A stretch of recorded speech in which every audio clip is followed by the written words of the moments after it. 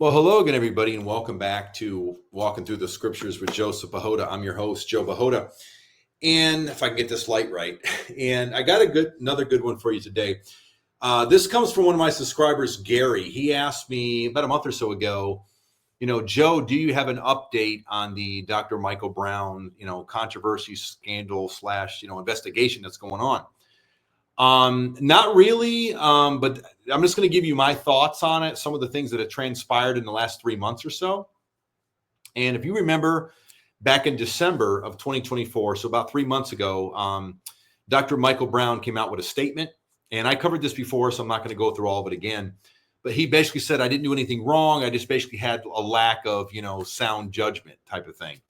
So he wasn't admitting in an adulterous affair or anything like that. He just basically said, I kind of, I thought this was taken care of like 20 years ago. And therefore, I didn't think it was a big deal because, I already dealt with it. And, the only thing I'm really guilty of is just basically bad judgment. But he also said, I am going to submit to the third party investigation. So as of December, right before Christmas time or around or about the end of December, that's where we stood. Now, the very next month in January, let me just pause right there. After Dr. Michael Brown made that statement, another guy, Bennett, did an interview, and which is the interview I'm going to show you today, where he basically said Dr. Michael Brown is lying, and this is why, type of thing. So I'm going to show you that interview that he gave just like a couple of days after the Michael Brown statement. And then the very next month in January 2025, so 2 months ago, there was a petition that wanted basically Dr. Michael Brown's online ministry basically to be shut down, to basically either stop or suspend his online ministry.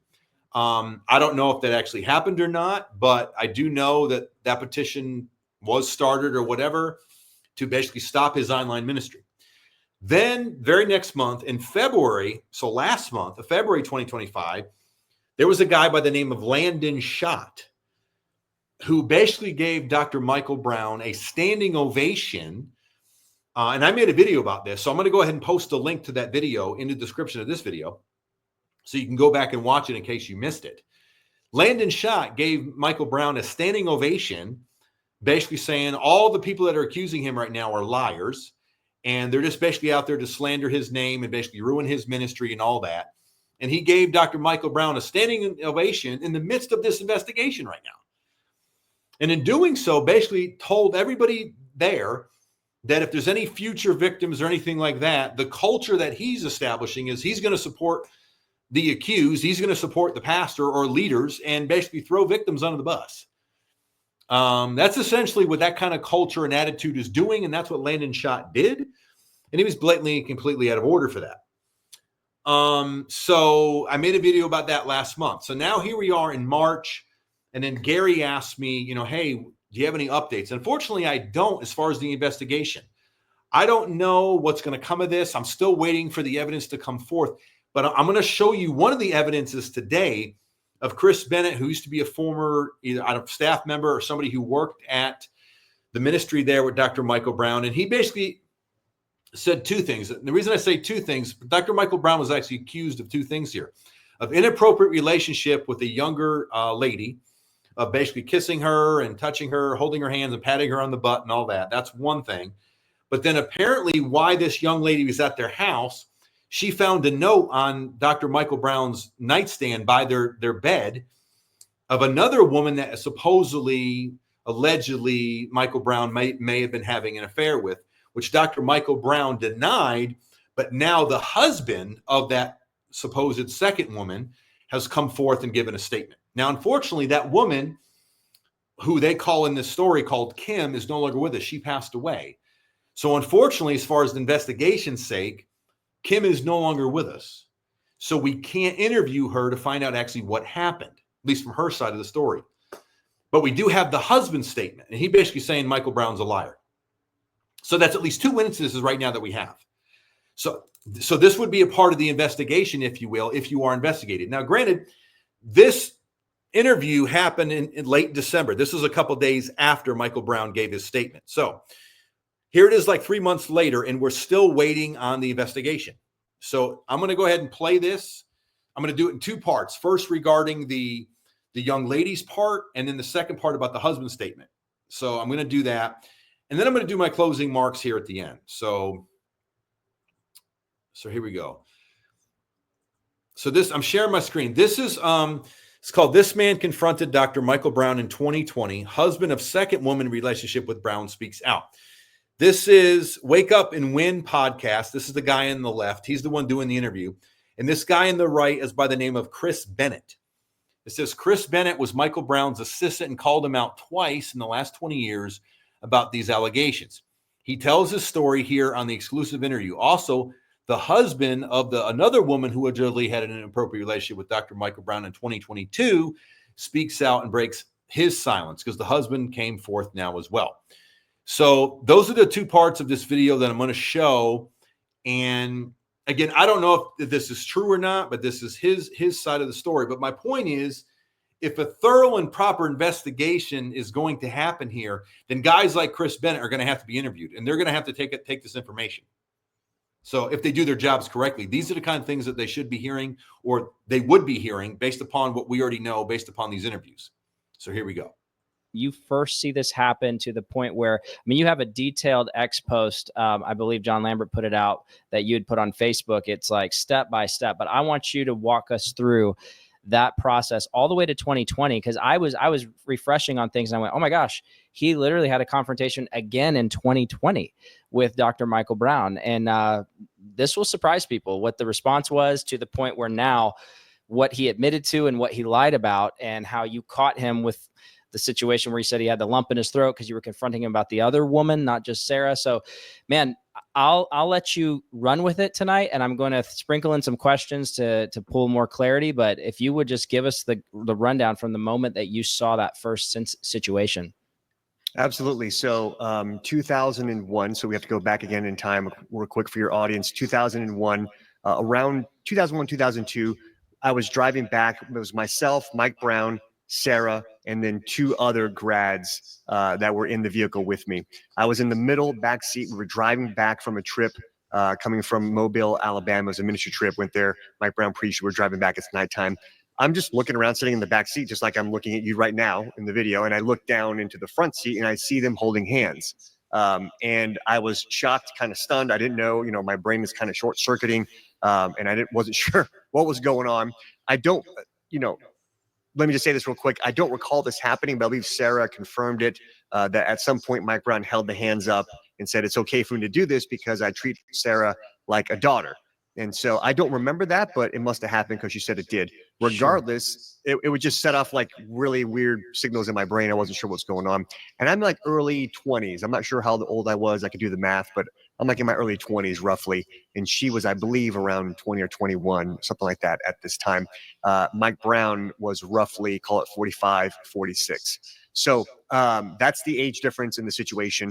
I didn't mention anything to anybody for a little while. Later on, we were having a prayer meeting. So it was a couple of days later, a week later, I'm not really sure, but we're having a prayer meeting at our house. And one of the school administrator, his name is Nels. He has also put out his own statement, but he was at this prayer meeting, and I mentioned to him that I saw Mike Brown and Sarah holding hands in the car on that trip. He was shocked. He said, what are you talking about? Please tell me again, because he wanted to make sure, what I was saying was true. So I told him. He later went, I didn't really understand the gravity of the whole situation because, again, I'm early 20s. I'm single. I don't have any kids, whatever. I don't know.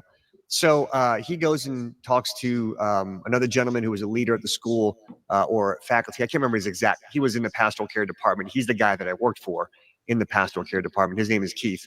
So they both went and confronted. Nels told Keith. Keith and Nels went and confronted Mike Brown about the handholding to ask him, what was going on. I wasn't in that meeting, of course. Later on, Nels told me, just to summarize again, I wasn't there, so I don't want to put words in anyone's mouth. But basically, Mike Brown basically said, hey, it wasn't a big deal. It's just father-daughter. Maybe it wasn't good use of judgment at the time to do that. And that's basically what Dr. Michael Brown is saying now. That's basically what he said in December. It was just basically a lack of judgment.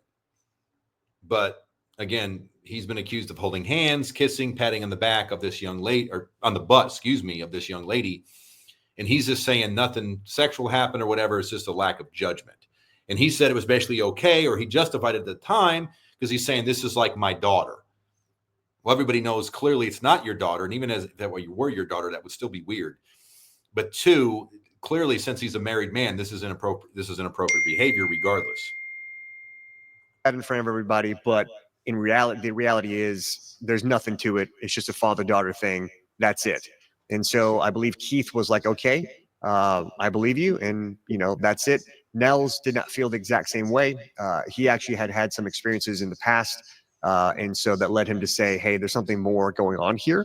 And something's not right about it. He did put a statement out we have a Facebook grads page for fired grads. And there has been a lot of statements and things made on that page from other former faculty and leaders, et cetera, about this whole situation. But Nels put his statement out there. He didn't believe it. And later on, basically lost his job as a result of it. Won't go into all the details there, but that's just basically what ended up happening. So that's interesting too. Somebody lost their job. Again, I hope all this is brought out in the investigation, because if that's true, this is very, very damaging to the Michael Brown camp, Dr. Michael Brown's camp. Because he did not believe that there was nothing to it. It wasn't until later on, I don't want to get too confused in the timeline, but there was an incident that happened later on where he reluctantly changed his mind when somebody reached out to Sarah. John Cava, he was one of the leaders at the school ministry, reached out to Sarah, asked if anything had happened. Or if anything After Sarah had left the school, right? After she left the school, yeah. So, and she said no. So that's kind of a little caveat there real quick. But, and Nell said, okay, I guess nothing happened. There's nothing but to didn't it. feel Sure. right about that. Yeah. So after that meeting, at some point afterward, I met with Mike Brown in his office. Another faculty member was there, more as a witness. And Mike Brown asked me, what happened, what I saw, what did I do? And I explained everything to him, just like I explained to you and the audience here. And basically it was probably about a 30, 40-minute meeting.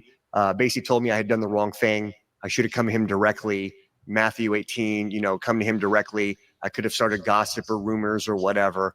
And it could have been an issue for his ministry, et cetera. So that was the gist of it. I felt like, oh my gosh, this is horrible. I did the wrong thing. I should have come to him directly. My eyes are open. I see what I did wrong, and I'm totally sorry. I apologize, and so I apologized profusely there. I was obviously forgiven, and that was it.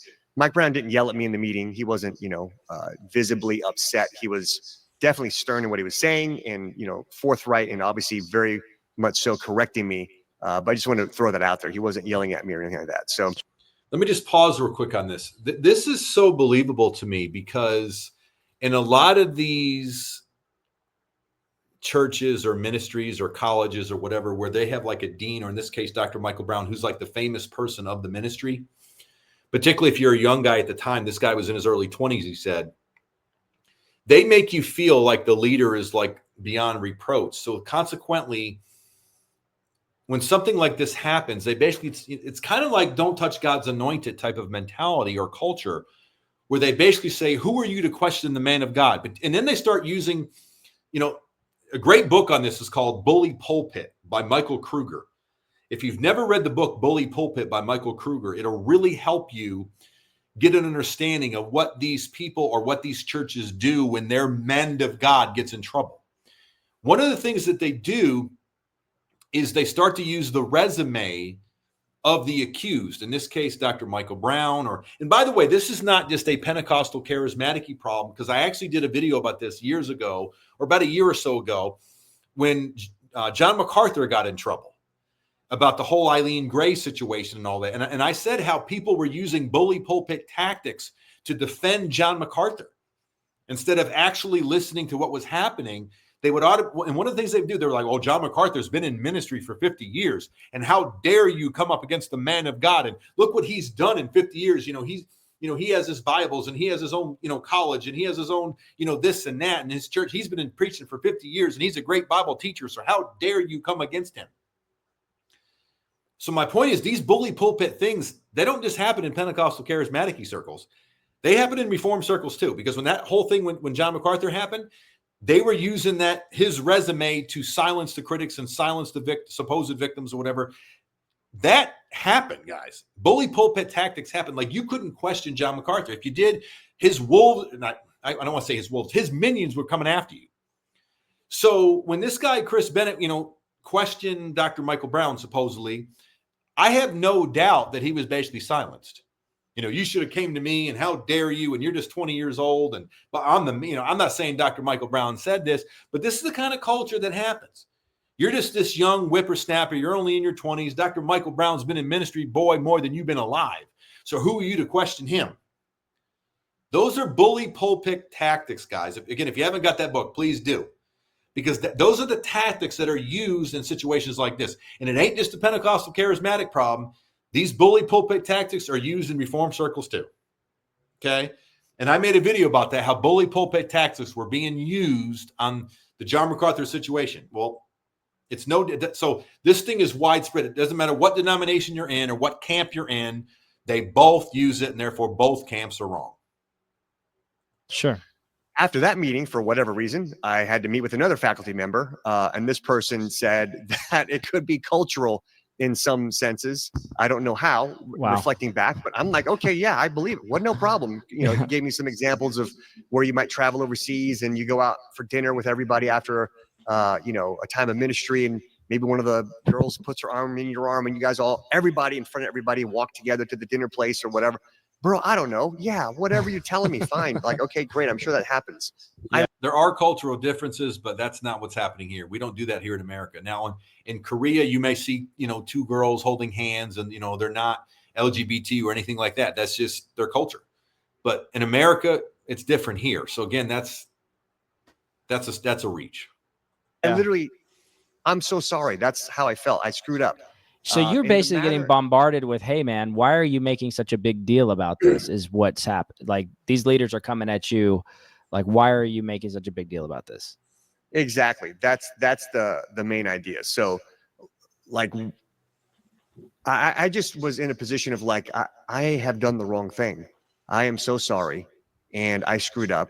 So much so that I just put the matter to bed. Like, it wasn't anything that I let bother me from there on out. I never really thought about it very much at all. What year is this? So much. This is around 2002. It's 2002, roughly. Just put it to bed. I forgot about it. Yeah. So I continued to work on staff, not a problem, and eventually became Mike Brown's personal assistant up until for about the last 2 years of working at Fire up till about 2007. So that's what happened. I didn't really think about it much afterward. I might have mentioned it to somebody every once in a while. I can't remember. I brought it up to my later on when I got married. I might have brought it up to my wife early in our marriage, but I don't remember thinking or talking about it very much. Sure. It wasn't until I got closer to the age of being closer in age to Mike Brown. So maybe late 30s or so, something like that, where I started to think about it and reflect on it a little bit more and realize, wait a second, or call it around 36, 37 years old or so. I was like, there's no way I could hold hands with a young woman half my age. That doesn't make any sense. No matter what I character. And he's married.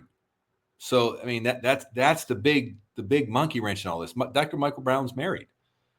How I characterize the relationship. Yeah. Father, daughter, whatever. Yeah. And then the same thing with my wife. I could never allow or see or picture her holding hands with a young man half her age in his early 20s. Like, that doesn't make any sense, So I just thought about it more and more. And the more I thought about it, the more I realized, wait a second, him telling me to come to him, Matthew 18, like the power dynamic, that doesn't make sense either. How is like a 20-year-old going to go confront this 40-some-year-old major leader, according to the spirit of Matthew 18, and say, hey, man, I just saw you kind of doing something. Can you explain that to me for a second?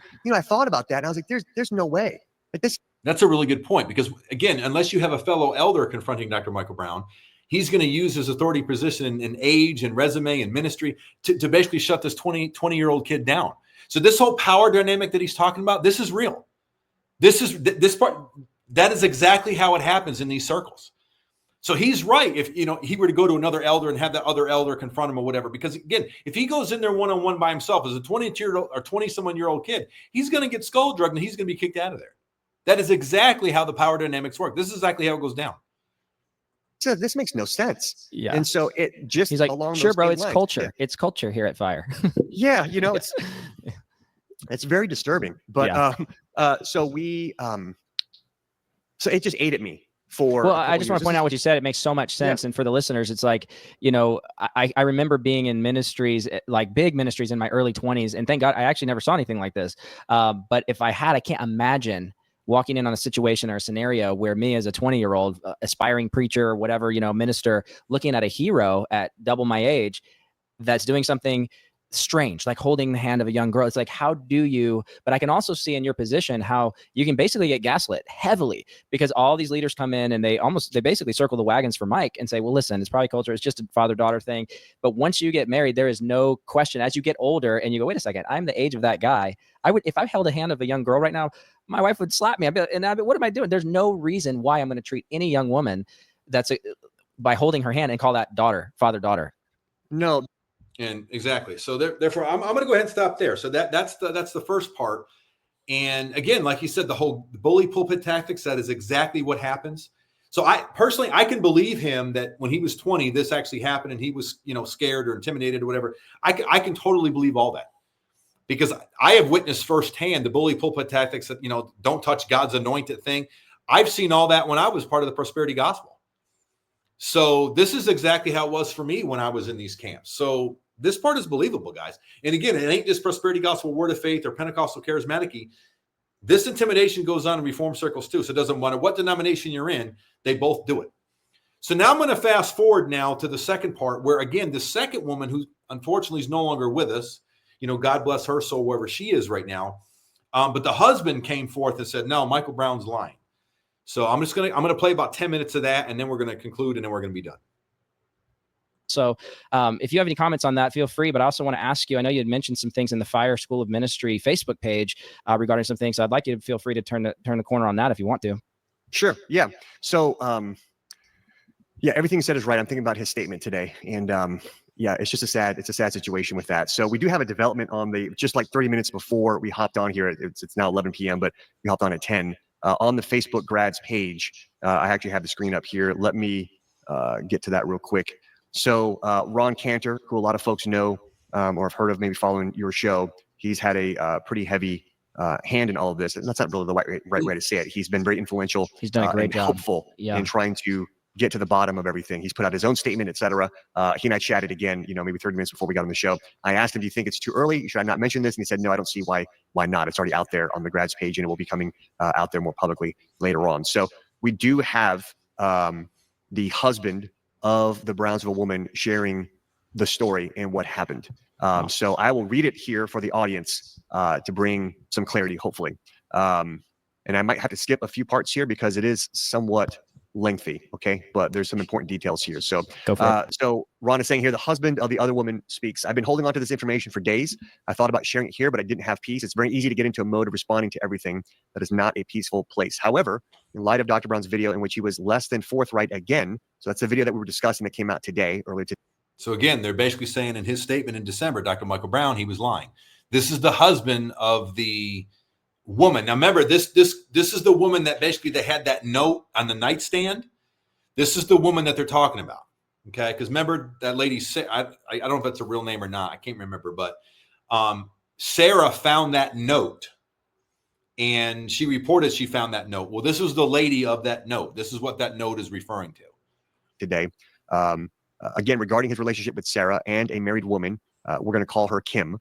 I felt it was proper to share her husband's, Sam. We're using pseudonyms here, so Sam's testimony.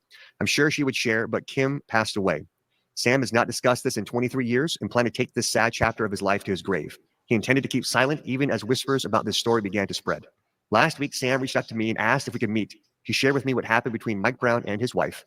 Sam said the last straw for me in deciding to speak up was Mike's comments regarding the infamous nightstand notes. The nightstand notes, again, that's what we're talking about here. Let me just give you a quick FYI on this. Anytime you have allegations like this, go public with it right away. Don't wait on this, because you're not doing anything. You're not helping the victims. You're actually hurting the victims, and you're just giving, quite frankly, these predators more time to get their story straight, if you will. Don't wait on this. If you know there's wrongdoing, criminal behavior, or this wrongness, adultery, whatever it is, don't wait on it, because it just makes it so much worse. Just FYI. Reported in the Roy's report. When asked about the legal pad notes, Mike reportedly answered that she said something inappropriate that surprised him, and he wrote it down. That's referring to my conversation in 2020, where he was taken aback. He wrote down what she said. He essentially was throwing her under the bus. He was saying in that meeting She said something to me. I was shocked. I wrote it down, and that's the notes. Those are the notes that Sarah discovered. So in other words, it was all her. He was unsure why it would have surprised him, since Kim claimed that Mike had already lured her into a sensual phone relationship, something she confessed to Sam in early 2002. Sam's words seem very fitting in light of Dr. Brown's less than forthright video. It is better to humble oneself when God grants the opportunity than to refuse time and again only to eventually suffer humiliation. It did not have to be this way. So let me, I'm just scrolling down a little bit here. So here's some context around the relationship between Sam, Kim, and Mike Brown. Sam and Kim were already close to Mike and Nancy Brown, but Mike began to embed himself into their family. This was so invasive and over the top that their family began to refer to Dr. Brown as Bob, from the title character in the movie What About Bob, where a patient lodges himself into the family of his psychologist. They thought it was bizarre but harmless, confused about how a man so busy had time to be with them. Sam says, emails remained open on the screen pretty much all day with my wife and I having easy access. Mike constantly sent out, so I'm assuming they had a computer open, maybe in an open area of their home, and that's what they're talking about. Mike constantly sent out emails, but Kim was generally the one who would pause and read something while walking through the house. The messages or notes at that time were all ministry themes, scripture comments, and visionary ideas about what God wanted Christians to do about this or that. My wife would sometimes fire back a quick reply and then return to her day. I found it exhausting and wanted my own space in my own head. Sam shared, I was getting really tired of so much of Mike's imposing on a daily basis. I began expressing my uneasiness to my wife. Mike would call on the phone to talk to Sam, sharing some good news about a breakthrough in ministry. And then he would say, put Kim on, let me tell her. It seemed harmless, but eventually he began to call Kim directly.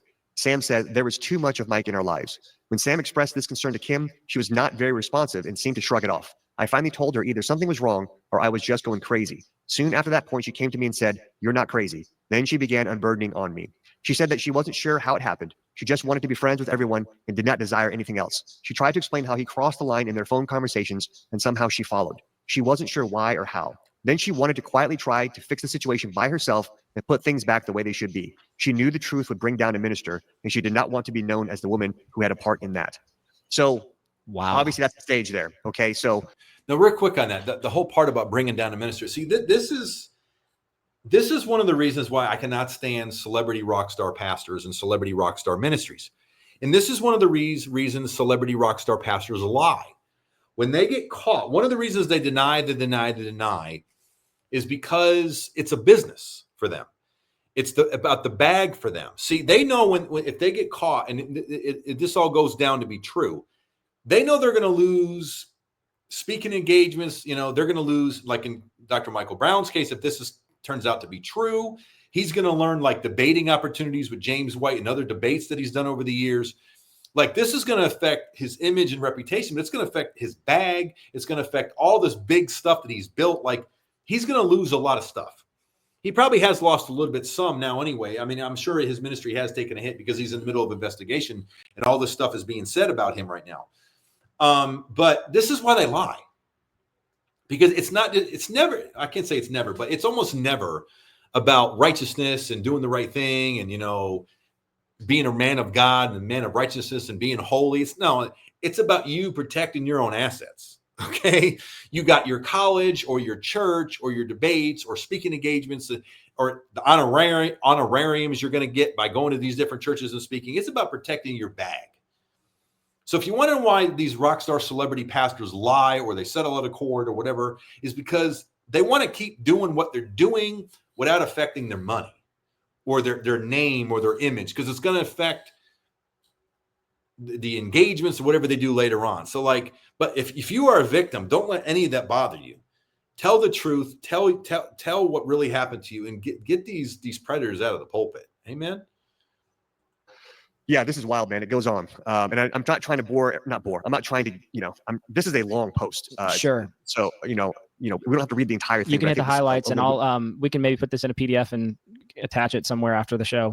Yeah, I think it will likely be out there as well. In an article by that time. By the time some people hear, I don't know if it'll be on X or whatever, but yeah, sure. That's my guess. But there's a little bit more here that I think is pertinent to the situation. So let me just continue another few seconds, another minute or so. There was no fixing it though. I do not know how Mike did it or when he became obsessed with her, nor how long he worked on her. I don't understand the mechanism of his control, but I absolutely believe that he had the ability and will to do it. It seems that once he let her to cross the line with their phone conversations, he thought it was time to push for another level. Kim told me that Mike repeatedly demanded she meet him alone someplace, and she refused. Not only that, but he also demanded that she stop being intimate with me. Kim rejected this. She also shared that once while we were riding with him and his wife to dinner, Mike reached back behind his driver's seat and tried to feel her leg. Sam had no way of knowing this because it was not in the article in the Roy's report. But now we're going back to Ron's voice. But when I initially interviewed Sarah over a month ago, she shared a similar story. They were in New York City and Nancy was driving the car. Mike was in the passenger seat. Let me, real quick, whenever I saw them driving, I can't remember a time where Nancy wasn't driving and Mike wasn't in the passenger seat. So that part makes sense to me. You mean Nancy Mike was always in the passenger? He was always in the passenger seat. She was always driving. Nancy was driving the car. Mike was in the passenger seat, and she was cramped in the back. So Sarah was cramped in the back against the right side door. He put his hand right back behind the seat and grabbed my leg and tugged on my leg. And I reached out and grabbed his hand, said Sarah. She claims they held hands for some time while driving around New York City sightseeing. To be clear, neither Sarah nor Sam knew the other story, which means each story lends legitimacy to the other. So there are, there's some stuff that goes on. And he says, okay, so then Sam says, this is the last part here. Sam says, that was probably late January to early February 2002. After speaking with Kim, I drove alone to Mike's office and confronted him with his wife present. His wife's name is Nancy, about what my wife had told me. Sam says that Mike deflected, but Sam pressed in. Finally, he fully admitted to it. Sam says he admitted to everything. The erotic speech on the phone, asking her not to sleep with her husband, asking her to meet him privately somewhere, and touching her leg while driving. Wow.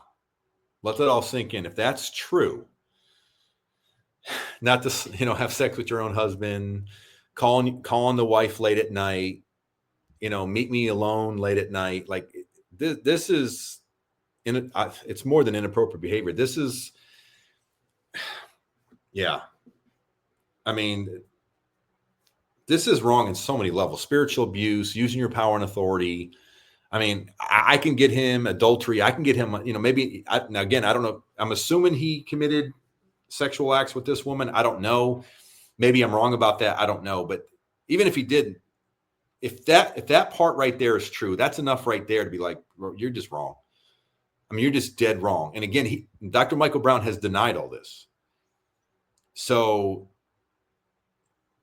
just let that sink in. Wow. I'm gonna rewind it a little bit and just let that sink in right there. Sam pressed in. Finally, he fully admitted to it. Sam says he admitted to everything. The erotic speech on the phone, asking her not to sleep with her husband, asking her to meet him privately somewhere, and touching her leg while driving. Wow. Yeah. Wow. He admitted this to him in 2002. Yeah. So Sam is saying that was probably late. So when Kim confessed everything to Sam, he says that was probably late January to early February 2002. Sometime after that, he drove alone to Mike's office and confronted him with his wife present. His wife meaning Nancy Brown, Mike's wife present. Wow. Yeah. So there's more that goes on. Last thing here. Sam told me that at the end of the meeting, Nancy finally spoke. She looked at him and asked, "What are you going to do?" In other words, are you going to go public? At least that is how Sam took the words. This is a far cry from Dr. Brown's wanting to tell his leadership and the student body about manipulating a married woman into an inappropriate relationship. And quite honestly, based on the standards that we were taught, you do not have the option of keeping such relationships silent. You have to disclose to eldership. So this is the issue. Who did I confess the sin? If I'm a leader, I screw up. Who do I confess the sin to? Just my wife, and then we move on. If it's egregious enough. I'm not saying leaders have to confess every little sin. Sure. We're not saying that at all, right? But there is a crossover point. This is a very good point that Chris is making. When these famous rock star celebrity pastors get in trouble, who's their accountability person? Because a lot of times there isn't any. Because they are the leading founder, the leading elder, the leading bishop, pastor, or whatever over that church. So if that pastor does anything, there is no accountability. He has nobody that makes him accountable. There is no elder board that holds him accountable. And a lot of times these elder boards that are supposed to be holding him accountable, they are just yes men for the predator. So there is no accountability because the elder board is a sham in that regard because they're not going to hold him accountable because they're in bed with him, if you will. So they're in bed with the predator. So there is no accountability. So he makes a very good point. So if you get in trouble, you're supposed to go to the elder board and the elder board is supposed to do something about it. You don't just tell your wife, even though you do that too, but you also go to the elder board and the elder board either sits you down or removes you from ministry, depending on how egregious the sin was. And that's what's supposed to happen. But in a lot of these cases, the elder board is in bed with the predator. Therefore, they can go to the elder board all you want. The elders are going to do nothing. This is a good point he's making. where it does need to be confessed. If a leader, a pastor, was looking at porn for 6 months, confessed to their wife, would they need to confess to their elder board or leadership team or whatever, and step down for a time? I would think so. Be a good idea. Right? I would think so. I would think so, right?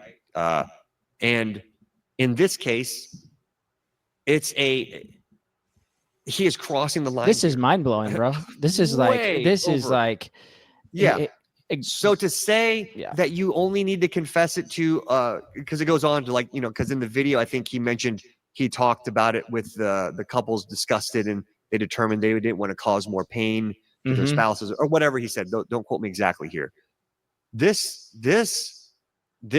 supersedes that, because you were leading. If this is 2002, the split happened. I graduated the first class in May 2001.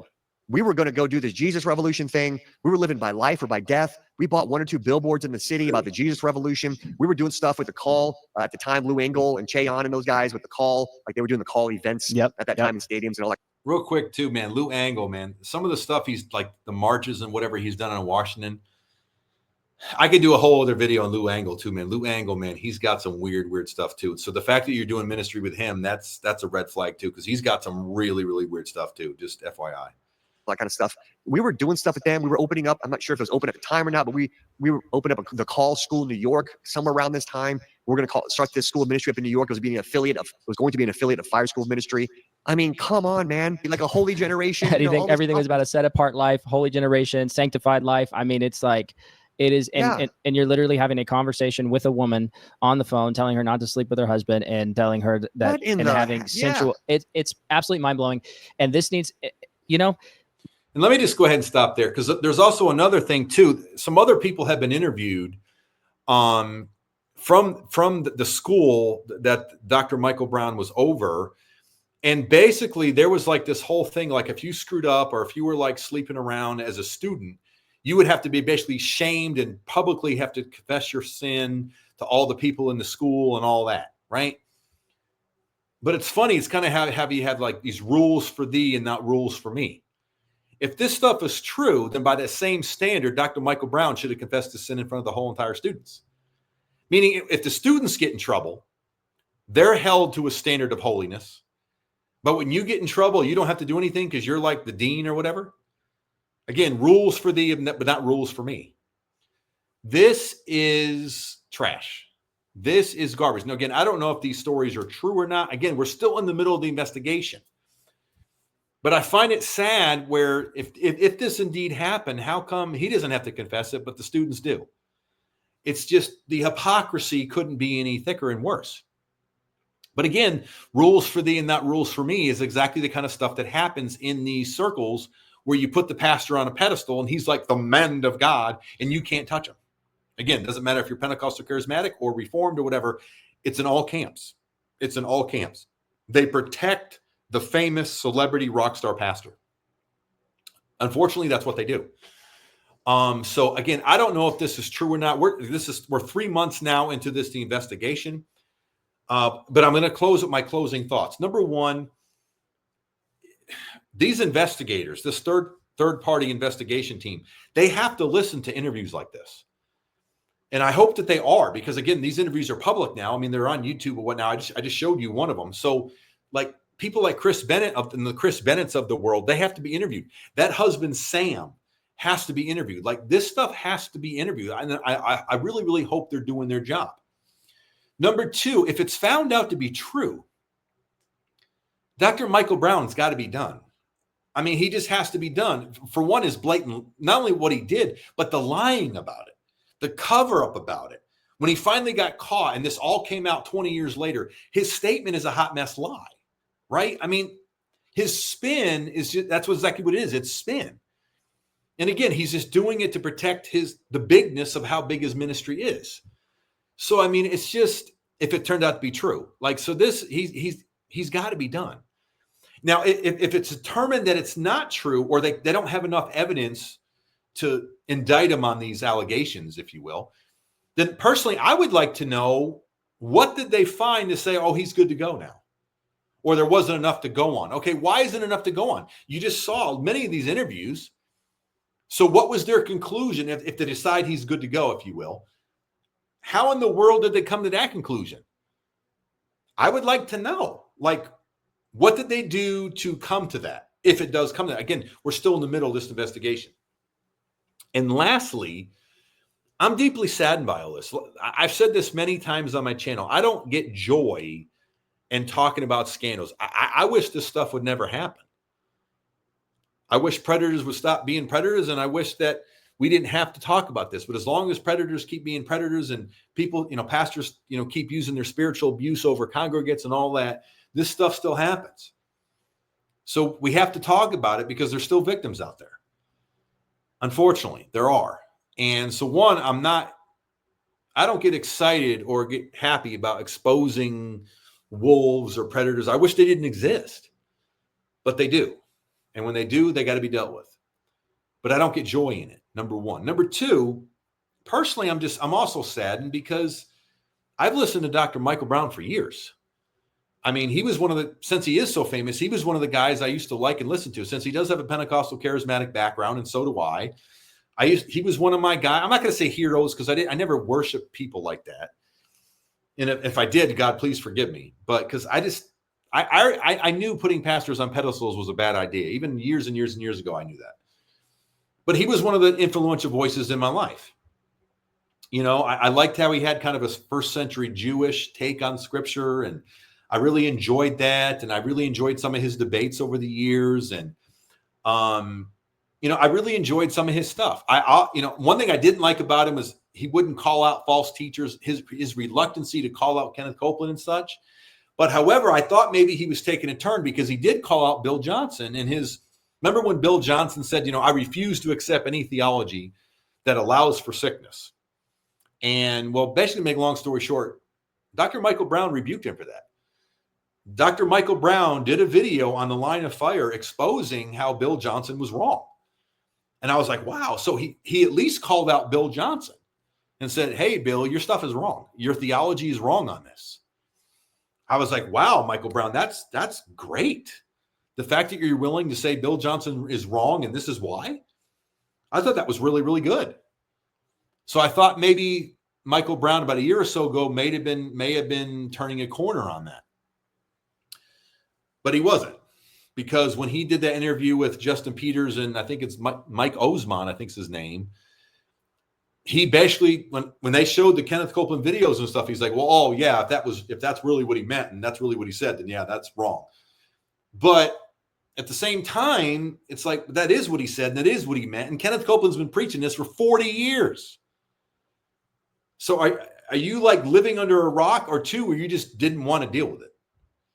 Either way, Dr. Michael Brown, you got some answers. You got some questions you got to answer about that one. Why weren't you willing to call out these wolves in your Pentecostal charismatic camp? Why weren't you doing it? That ticked me off, and it still does. It still does. I gave him benefit of the doubt after he called out Bill Johnson. I was hoping, okay, maybe he'll come around, but he never really did. And he provided cover for these wolves. And quite frankly, to my opinion, he still is. And that's messed up. That is really, really messed up. And now you have this.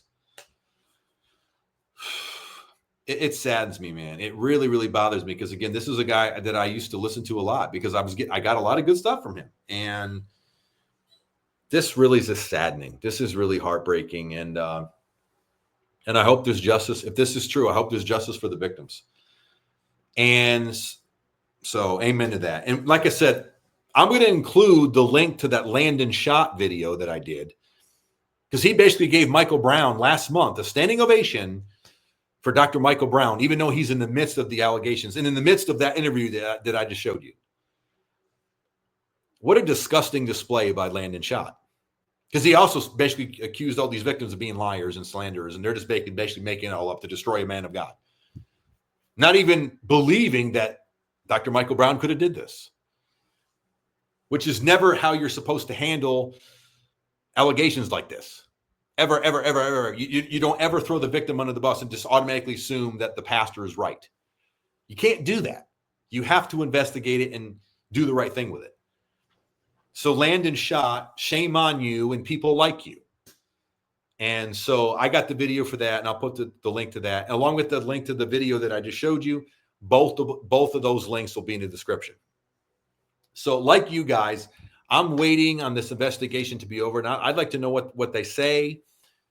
And yes or no, he's guilty or not guilty. And then 2, what are they going to do about it? So I'm like you as far as I'm waiting to find out where this is going to go. Okay. So that's the only update I have as of right now. If you know more information, let me know. But this is what I'm working with right now. I haven't really been investigating this fully, so I don't know. This is just the stuff I've known that's happened in the last 3 months. So this is where I'm at right now. Okay. As always, hit the like button, share button, subscribe, and know that God loves you. 92. Have a great day, and God bless everybody.